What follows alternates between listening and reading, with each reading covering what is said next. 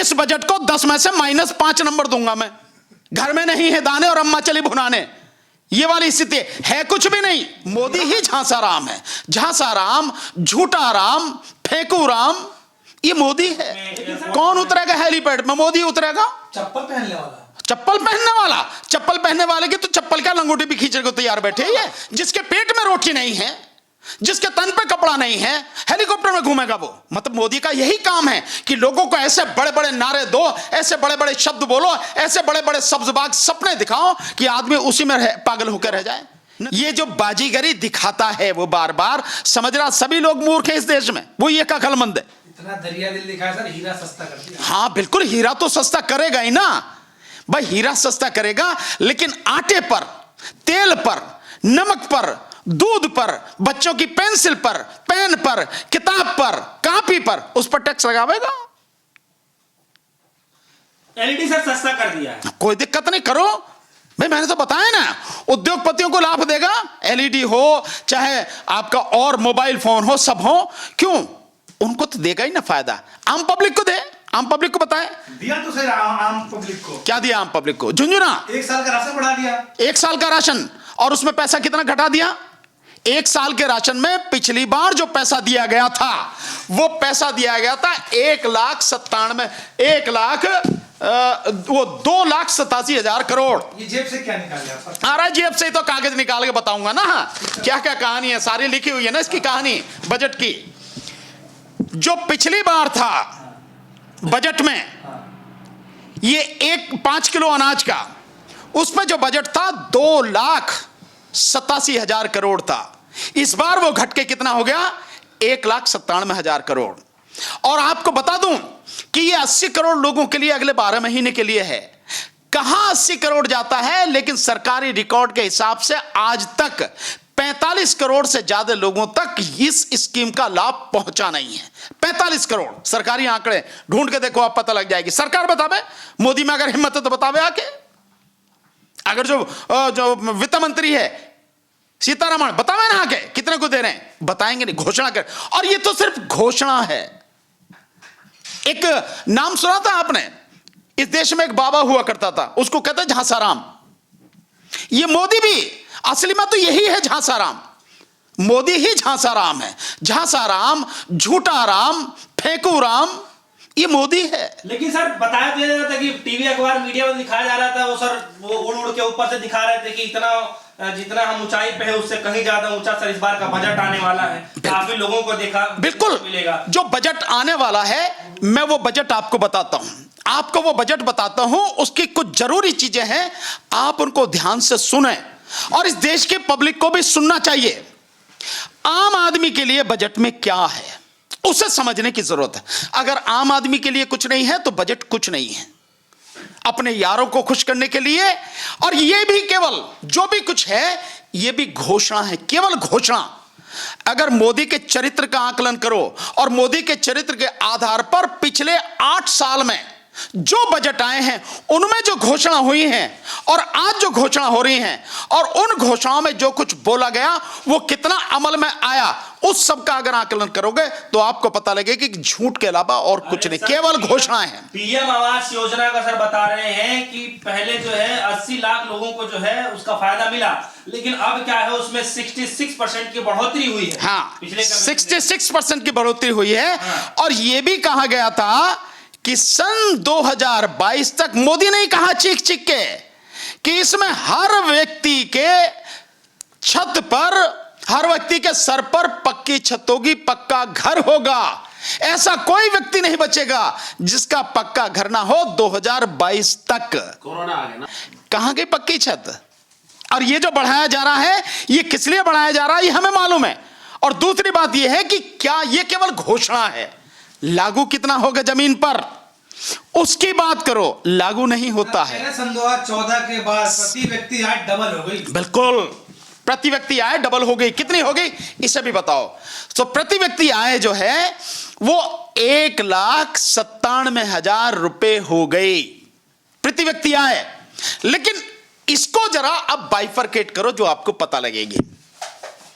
1,97,000 रुपए प्रति व्यक्ति आय है प्रति वर्ष, लेकिन इस देश में जो लोग 25,000 रुपए महीना कमाते हैं, 25,000 रुपए महीना यानी साल के 3 लाख रुपए जो कमाते हैं, उन लोगों की संख्या इस देश में मात्र 10% है, मात्र 10%। और जहां एक तरफ 1,97,000 आय है, प्रति व्यक्ति आय, वहीं इसी देश में 92 करोड़ लोग यानी 140 करोड़ की आबादी में से 92 करोड़ लोग ऐसे हैं जिनकी सालाना आय 5,000 रुपए भी नहीं है। समझ रहे मेरी बात? एक तरफ कितना अंतर है, कितना विरोधाभास है, कितनी असमानता है, कितनी व्यापक असमानता। अर्थव्यवस्था गई भाड़ में, वैसे ही मोदी पहले ही चूल्हे में उसे डाल चुका है। फिर भी मैं आपको कह रहा हूं कि इस असमानता का क्या करोगे? एक तरफ तो ऐसे लोग हैं कि जिनके पास 25,000 रुपए महीना कमाते हैं, वो इस देश में 10% लोग हैं, मात्र 25,000 और उससे ऊपर जो कमाते हैं, मात्र 10%। 92 करोड़ लोग ऐसे हैं जो 5,000 रुपया सालाना कमाते हैं, और 42 करोड़ लोग इस देश में ऐसे हैं जो गरीबी की रेखा के नीचे हैं। और गरीबी की रेखा समझते हो? गरीबी की रेखा समझते हो? जो गरीबी की रेखा है उसके हिसाब से जो गांव में रहने वाला व्यक्ति है वो एक दिन में 28 रुपए खर्च करता हो, और जो शहर में रहने वाला है वो 33 रुपए खर्च करता हो। ये गरीबी की रेखा है। और वो क्या कहता है, विश्व बैंक क्या कहता है? विश्व बैंक कहता है कि जो व्यक्ति एक महीने में 13,000 रुपए से कम कमाता है, एक महीने में 13,000 रुपए से कम कमाता है, वो व्यक्ति गरीब है, वो गरीब है। और यहां 92 करोड़ लोग 5,000 रुपए सालाना कमाते हैं। वो महीने की बात कर रहा, 13,000 रुपए महीने विश्व बैंक कह रहा, अगर उससे कम कमाता तो गरीब। और यहां 5,000 रुपए 92 करोड़ लोग कमाते हैं। झांसा राम का झांसा है और कुछ नहीं है। हकीकत क्या है मुझे बताओ? किसानों के लिए जो ढोल पीट रहे हो, कर क्या दिया आप? ये देखिए, जो किसानों के लिए है एग्रीकल्चर में 3.84% था 2022-23 के बजट में जीडीपी का जो रखा गया था, 3.84, वो घटा के कितना कर दिया? 3.20। वो घटा है। तो जब घटता है, स्थिति मजबूत होती है, कम होती है? फायदा होता है या नुकसान होता है? अगर बजट बढ़ता तो पैसा ज्यादा आता। और ये उस रेशो में भी आप देखो कि जब रुपए की कीमत लगातार घटती चली जा रही है, महंगाई बढ़ती चली जा रही है, उसको भी आप सामने रखो तो महंगाई बढ़ रही है, रुपए की कीमत घट रही है, और आप उसमें बजट घटा रहे हो, तो इससे किसानों को फायदा होगा, नुकसान होगा? नहीं सर, कह तो ये रहे हैं कि अन्य देशों के मुकाबले हमारा देश जो है मतलब आर्थिक उससे आंकड़े देना मजबूत है। अन्य देशों के मुकाबले मजबूत है, तो उसके आंकड़े दोगे कि नहीं दोगे? किससे कंपैरिजन करोगे आप? सर 10वें पायदान से 5वें पायदान पे आ गया। कौन? अडानी दूसरे से लेके जो उस पे आ गया, भारत 16वें पे। भारत कायम पायदान पर आ गया अर्थव्यवस्था में।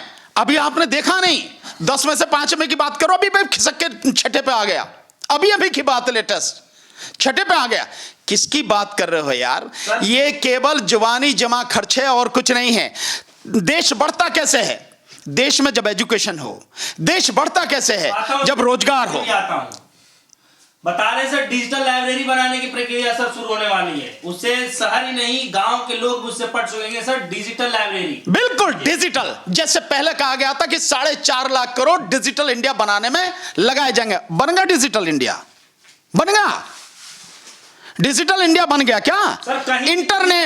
इंटरनेट की स्पीड भी श्रीलंका में चलने वाले इंटरनेट से धीमी है। अब सर इंटरनेट पे आ जाता हूं, 5G बूस्ट करने के लिए सर बता रहे हैं कि 100 से ज्यादा संस्था। बिल्कुल ये इसी तरह से है जैसे युवाओं को मूर्ख बनाने के लिए अमृत पीढ़ी कहा गया है उनको। इसी बजट में कहा गया ना, अमृत पीढ़ी। अमृत काल चल रहा है, अमृत काल में युवा अमृत पीढ़ी हो गए हैं, और इसी अमृत काल में युवा बेरोजगार हो गए हैं। ये स्थिति उनकी हो गई है। और जिसकी डिजिटल की बात कर रहे हैं, आंकड़े देखो आप। बनेगा कैसे? पैसा दोगे तब बनेगा ना, नियत होगी तब बनेगा ना। आप बना क्या रहे हैं? एजुकेशन में जो पहले जीडीपी का 2.64 था वो घटा के कर दिया तुमने 2.51, यानी पैसा घटा दिया। और इस चीज को हमेशा ध्यान में रखो कि रुपए की कीमत कम हो रही है, महंगाई बढ़ रही है, उसमें बजट आपको बढ़ाना चाहिए, लेकिन आप बजट कम कर रहे हो, उतना भी नहीं रख रहे, बजट कम कर रहे। तो एजुकेशन में आपने 2.64 से घटा के 2.51 कर दिया। हॉस्पिटल्स जिसकी जब बहुत ज्यादा जरूरत है उसमें आपने 2.20 से घटा के 1.98 कर दिया। जो एग्रीकल्चर है मैंने आपको बताया 3.84 से 3.20 कर दिया। और इसके अलावा रूरल डेवलपमेंट, ग्रामीण विकास के लिए जो है वो काम, वो जो 5.81 था उसे घटा के 5.29 कर दिया। तो हर क्षेत्र में जो जनता से जुड़ा है, जो आम आदमी से जुड़ा है, जो किसान से जुड़ा है, जो मजदूर से जुड़ा है, वो बजट कम कर दिया। और इसके अलावा जहां सबसे ज्यादा बजट कम किया है वो है मनरेगा। मनरेगा में पहले 73,000 करोड़ था। उस 73,000 करोड़ में जब को रिस्ट्रक्चर किया गया तो वो बढ़ के हो गया, मनरेगा का जो बजट था 89,400 करोड़। लेकिन इस बजट में क्या दिया है सरकार ने? 60,000 करोड़। 60,000 करोड़ यानी 89,400 करोड़ से 60,000 करोड़ मनरेगा। और मनरेगा में कितने लोग रोजगार मांग रहे हैं? 25 करोड़। तकरीबन 22 करोड़ के लगभग के तो शायद कार्ड ही हैं, 20 या 22 करोड़। और एक्चुअल को जो मिलता है उनको वो करीब ऐसे 4.5-5 करोड़ हैं। और जिसमें 100 दिन का कहा जाता है, सरकारी आंकड़ों के हिसाब से मात्र 48 दिन का दिया जाता है। और हकीकत में जो दिया जा रहा है वो 27 दिन का रोजगार दिया जा रहा है। कौन उतरेगा हेलीपैड में? मोदी उतरेगा। चप्पल पहनने वाला, चप्पल पहनने वाला, चप्पल पहनने वाले की तो चप्पल क्या लंगोटी भी खींचने को तैयार बैठे ही है। कहां से चप्पल वाला? जिसके पेट में रोटी नहीं है, जिसके तन पे कपड़ा नहीं है, हेलीकॉप्टर में घूमेगा वो। मतलब मोदी का यही काम है कि लोगों को ऐसे बड़े बड़े नारे दो, ऐसे बड़े बड़े शब्द बोलो, ऐसे बड़े बड़े सब्जबाग सपने दिखाओ कि आदमी उसी में पागल होकर रह जाए। नतीजा क्या है? हमें हेलीकॉप्टर में घूमना नहीं घूमना है। आम आदमी को चाहिए पहले रोजगार, रोजगार से पहले चाहिए शिक्षा। आम आदमी को चाहिए हेल्थ फैसिलिटीज, स्वास्थ्य सुविधाएं, जिनमें बजट सरकार ने पहले के मुकाबले कम कर दिया। इसी से सरकार की नीयत साफ समझ में आ रही है। और यह तो केवल घोषणा है, यह हकीकत में कितनी लागू होगी यह देखना बाकी है। और मोदी का पिछला रिकॉर्ड यह है, मोदी सरकार का पिछला रिकॉर्ड यह है कि जो घोषणा करी है कभी भी वो पूरी नहीं करी। सर, इस बजट को आप 10 में से कितना नंबर देना चाहेंगे? इस बजट को 10 में से -5 नंबर दूंगा मैं। पहुंचा दिया। आप बात कर रहे हैं कि माइनस में पहुंचा दिया।